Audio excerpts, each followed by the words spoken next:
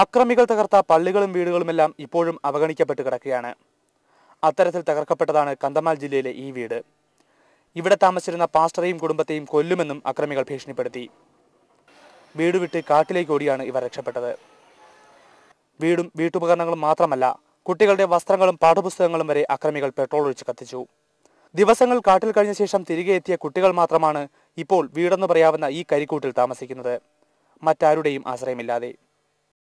घर में एक साइड घर में इतना भी यदि हुआ तो हमारा प्रॉब्लम कैसे हुआ? पुलिस था अभी कुछ भी कर नहीं सकता. पुलिस सिक्योरिटी ने ही अभी भी धमकाई जे क्रिश्चियन को तोड़कर.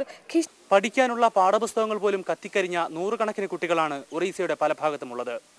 ദുരിതാശ്വാസ സഹായം എത്തിക്കുന്നുവെന്ന് സർക്കാർ അവകാശപ്പെടുമ്പോഴും തങ്ങൾക്ക് ഒന്നും കിട്ടിയില്ല എന്ന് ഈ കുട്ടികൾ ആവർത്തിച്ച് പറയുന്നു. കന്ധമാൽ ജില്ലയിൽ നിന്നും ക്യാമറാമാൻ സുരേഷ് തലവടിക്കൊപ്പം ദിജു ശിവദാസ്, ഏഷ്യാനെറ്റ് ന്യൂസ്.